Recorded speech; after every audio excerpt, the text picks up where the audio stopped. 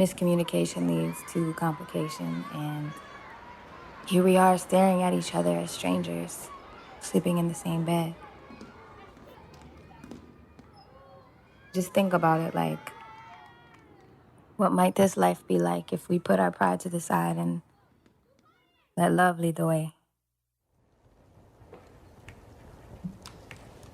If you know me, if you've been following the podcast since around this time last year, you would know that I'm a romantic.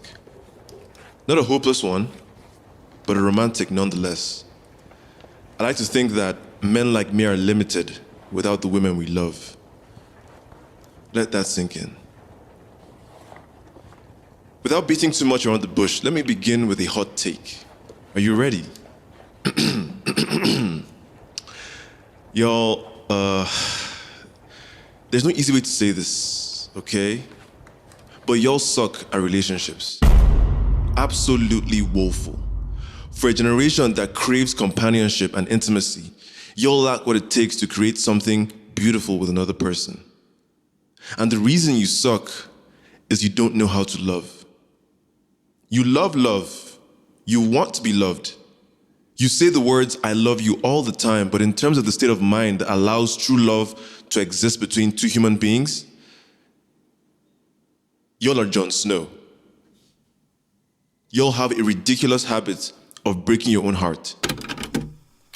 You're breaking your own heart, taking it too far down a lonely road.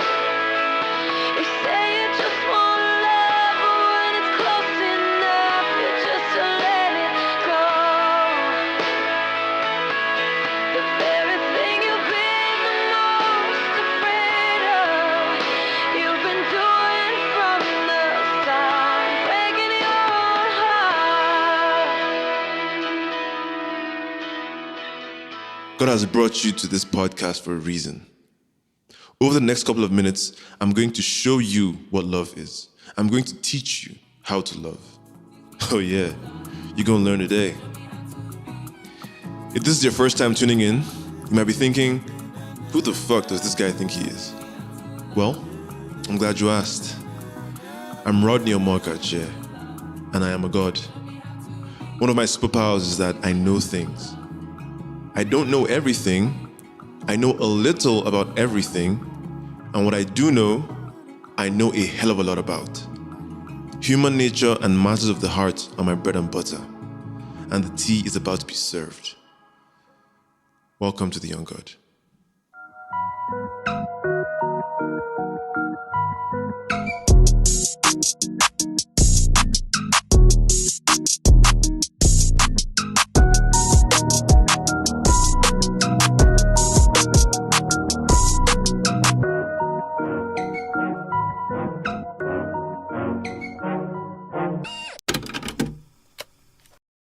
You had a lot of crooks try to steal your heart. Never really had luck, couldn't never figure out how to love. How to love. Y'all suck at relationships. That's right, I said it. Y'all are on one, and not in a good way. Everywhere I look, everywhere I turn, every 5 tweets, someone is getting served breakfast, being disrespected, taken for granted, taken for idiot, all kinds of weird takes and unjustifiable opinions about love and relationships that end up being self-fulfilling prophecies. Don't even get me started on the posturing, the forming. It's a mental illness and you don't even know it. And it all boils down to one thing.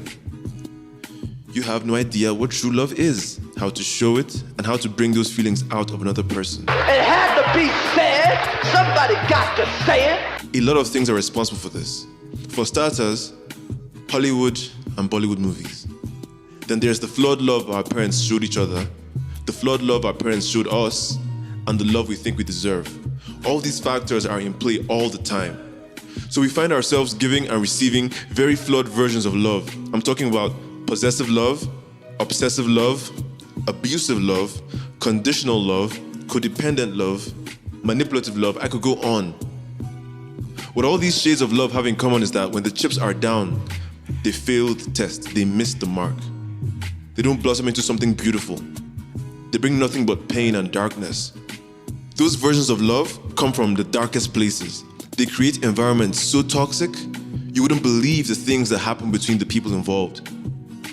Some of the wildest scenarios and stories you will ever hear. Shit you wouldn't even find in books or movies. It all endeth in tears. Speaking of movies, for the most part, movies are very misleading in their portrayals of love and relationships. While TV shows like Insecure reinforce immature behavior in relationships. Still, there are many movies that portray love in its most human and divine form, and I watched one of them recently. A Beautiful Mind, starring Russell Crowe and Jennifer Connelly. You might be familiar. It's about a brilliant mathematician whose innovative work became overshadowed by decades of mental illness, based on a true story. I was so moved by its message that I was like, yo, I gotta bring this to you guys. I first saw it in 2001 when it came out, I think, yeah, 2001. I was 10 years old at the time, so the message was completely lost on me then. But then I watched it again last year, and bro, it's one of the most emotionally satisfying movies I have ever seen. The thing had me feeling all kinds of emotions, and at the end, I was in tears, fam. The movie is both a moving love story and a revealing look at mental illness. I highly recommend it. When I first watched it all those years ago, my underdeveloped brain thought the mathematician, the main character, was the beautiful mind. But watching it again recently, I realized that the beautiful mind was actually the wife. It's a detail that most people miss. But that's what's good about this movie. You have to be in tune with certain things to get it. And like I said in the beginning, I know things. I should warn you though, there are spoilers beyond this point. If you are particular about that sort of thing, you may pause, go watch the movie on Amazon Prime or Netflix, and then come right back.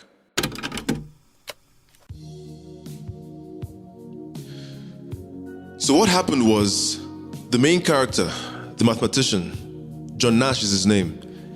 He's freaking brilliant. He's that character where when he gets to solving math problems, numbers, equations, and diagrams flood the screen to show his complex thought process. And as a 10-year-old, I was so taken by this that I thought he was the beautiful mind.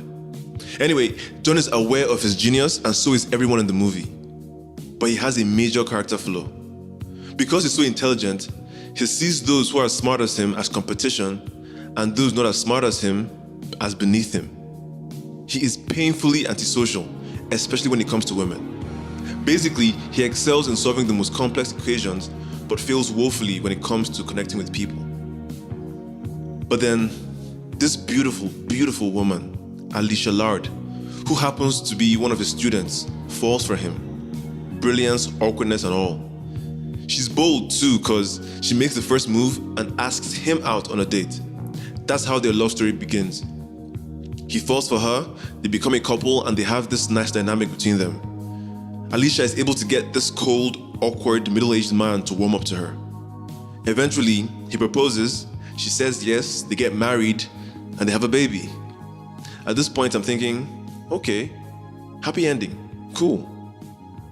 But then I check how much longer is left in the movie, and it's only halfway. Okay, there's more? There was a whole lot more. I wasn't ready. It turned out that John was seriously mentally ill, and not in the glamorous social media mental illness kind of way. Everyone, including John, finds out that he's been suffering from serious next-level schizophrenia for most of his adult life. And almost everyone he interacted with within the movie was a delusion, a figment of his imagination, except Alicia, of course. My guy was losing his mind. So that's how this nice love story turns dark really fast. Poor Alicia. Baby girl didn't deserve this at all. She didn't deserve what happened next. And this is where the movie actually begins. This is where we start to see the beautiful mind at work. The first moment was this scene where one of John's few, quote-unquote, real friends checks up on Alicia. He asked her how she's handling this turn of events.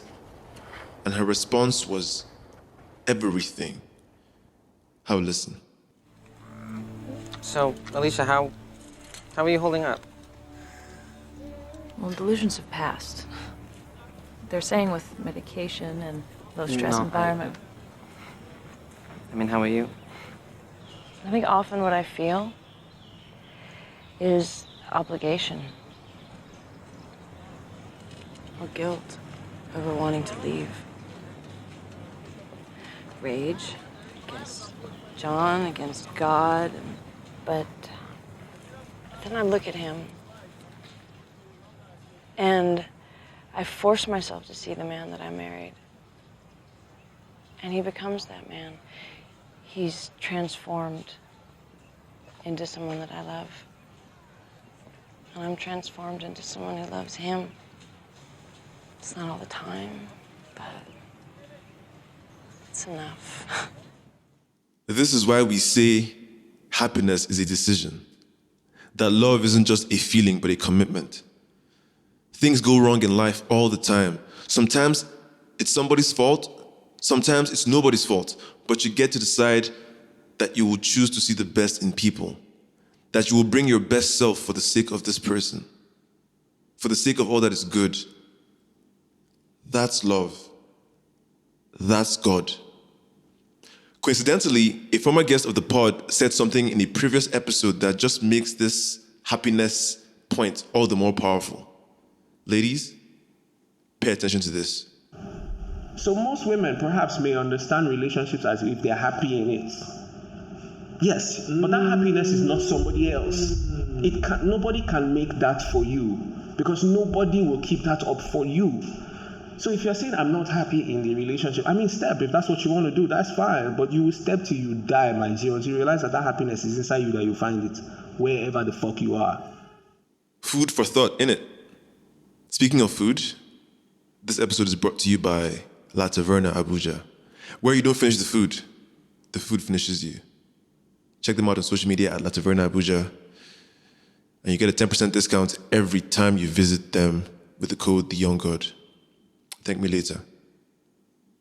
Now, the second and most important expression of the beautiful mind came after John had his most violent delusion of the movie, where he could have seriously hurt Alicia and their baby. What you're about to hear is the conversation they had the day after. Just a heads up, a couple of things are happening at this point.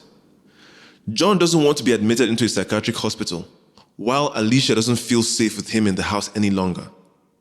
Alicia's two options are either to forcefully commit him to the hospital or move herself and the baby to her mother's house. Just as Alicia is about to make her decision, John does the one thing you should always do when you are the problem. Humble yourself, take responsibility, and show that you're willing to put in the necessary effort to change. Maybe you'll just give me some time. And I will try to figure this out. At the last moment, just when it seemed like she was going to take the baby and bounce, she decided to stay. Listen to her reason. I need to believe that something extraordinary is possible. No visuals, but you can tell that scene was intense. It resonated with me in such a deep way because I was so sure Alicia was going to leave. That would be the common sense decision after everything that's happened, right? And no one would fault her for that. Even John, in all his grace, understood that she had to leave for her own safety and the baby's safety. But the things Alicia did in that scene, leading up to those eventual words, had me yep, that's the beautiful mind. It became clear what I was seeing. The movie is really about Alicia's decision and ability to love her flawed and unwell husband against all odds, to see beyond the present moment and hope for a way forward. A mindset that applies to all facets of life. And mind you, the movie won 4 Oscar awards, 36 awards in total that year. And that was the scene. That was the moment the movie became amazing again. From that point, Alicia and John committed to making it work. John learned to understand and tame his demons. His condition slowly improved, allowing him to return to academic work, with Alicia supporting him all the way. Love literally saved this man's life. That's why I say y'all don't know how to love, because less serious things happen in our relationships all the time. and we throw the baby out with the bathwater. You give up. You label the other person toxic and whatnot. We come to sub each other on social media instead of dealing and facing the thing together. You don't have the range. You're so entitled. You think everything is about you. You think your happiness is all that matters. You think your happiness is the other person's responsibility. You expect perfection when you're anything but. You focus so much on what you think you deserve, what you should be getting. But love isn't about what you get. Love is about what you give, which is everything. Because it's a partnership. Two people bringing the best of themselves and bringing out the best in each other in order to do life together. Until you understand, believe, and want this for yourself, you will always have low quality, high stress relationships. And that's on God.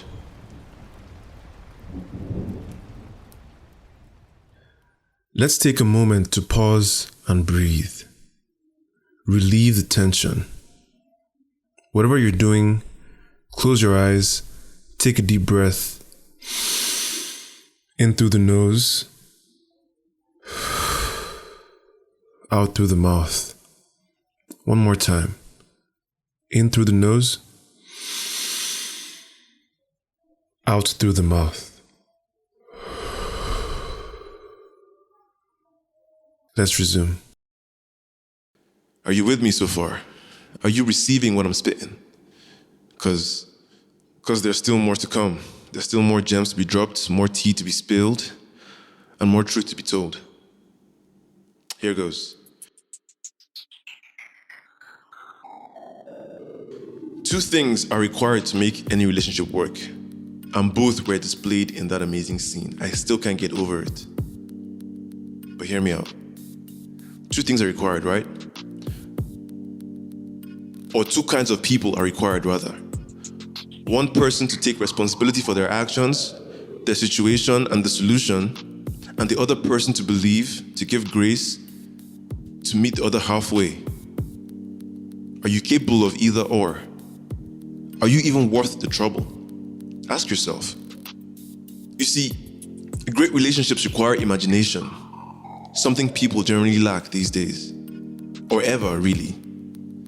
To love with imagination is to look beneath the surface, where there may be bitterness or trauma, and to picture the suffering and pain that got a person to this place. To love with imagination is to fill in the better reasons why someone is the way they are. That's empathy.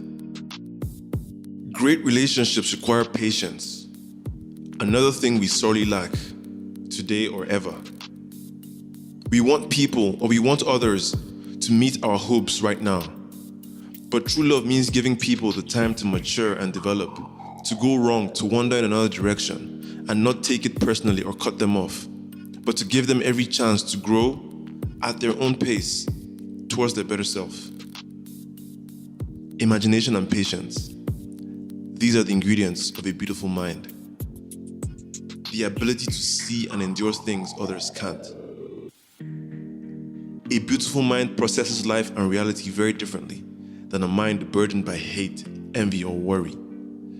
In good times, a beautiful mind is a joy to experience. In bad times, it's the solution to the problem. It is persistent and purposeful. It plays the long game. It has an elevated perspective of not just the rational, but the abstract. Oh my God, I am so in the spirit right now. God damn. So you see, after I was done with the movie, I reflected on it for days, and it dawned on me that John had an exceptional mind, not a beautiful one. We glorify academics and book-smart people. We glorify smart people and clever people. Ask anybody their spec, and right up there on that list is intelligence or something related to mental stimulation, which is cool, but I've realized that beauty, money, intelligence, they're nice, but those things don't make for a fulfilling, amazing, life-changing relationship. Sapiosexuals in the mud right now. If they don't have the ability to give grace and love you in ways you never imagined you could be loved, you are in for one of those dull, unremarkable, time-wasting relationships. We celebrate beauty and brains, but a beautiful mind is the absolute spec. Forget.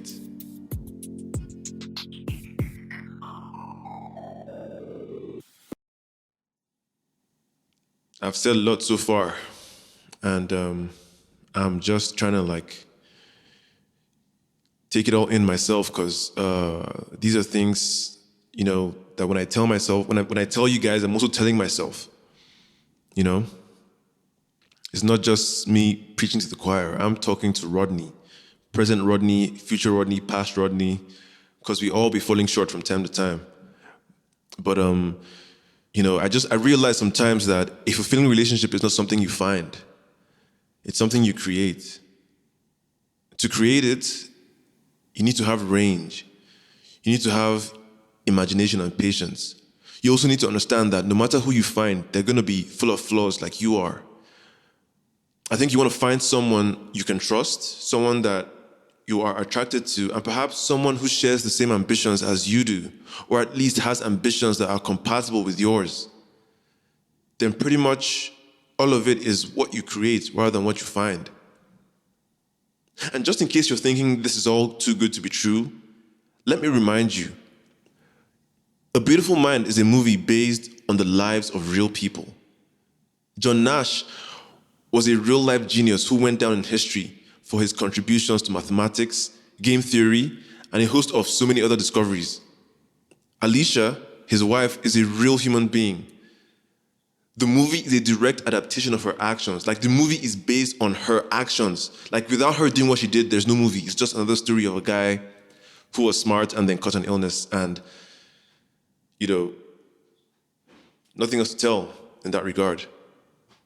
The illness was real. Speaking of which, John actually recovered from his illness eventually. And that's interesting because most mental health victims never do, because a lot of them are abandoned or misunderstood by those who are supposed to love them. John recovered and did some of his best work after the fact. He even won a Nobel Prize for Economics in 1994. True story. At the end of the movie, there's a scene where he's giving his acceptance speech after receiving the prize. And at the end of that speech, he acknowledged Alicia with the most stirring words one could imagine. I've always believed in numbers, and the equations and logics that lead to reason. But after a lifetime of such pursuits, I ask, what truly is logic? Who decides reason? My quest has taken me through the physical, the metaphysical, the delusional, and back. And I have made the most important discovery of my career. The most important discovery of my life. It is only in the mysterious equations of love that any logical reasons can be found. I'm only here tonight because of you. You are the reason I am.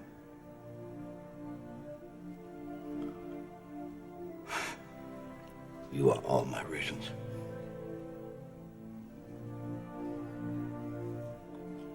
Thank you.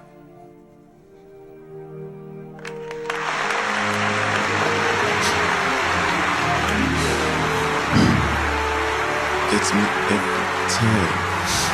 You all need to see this movie. It's so beautifully written, so beautifully shot. It hits right where my heart is supposed to be. It's a lesson how we should be for each other. Everything is love. Everything is love, y'all. Love conquers all. It's not just a nice thing to say. It's elemental wisdom. Anything can be overcome if there's at least one beautiful mind in the equation. But they're rare. That's why there's so much angst and disillusionment when it comes to relationships. If we're able to face tough situations together, with love, not fear, anything can be overcome. Sickness, poverty, pain, trauma, whatever, if there's love in there somewhere, even if it's just one person, better if it's two or more or everyone, but if it's just one person in that room who has that ability, anything is possible. On May 23rd, 2015, Nash and his wife died in a car accident. They were on their way home from the airport after a visit to Norway, where, coincidentally, Nash had received yet another award for his work in mathematics. Now that's ride or die. Y'all could never.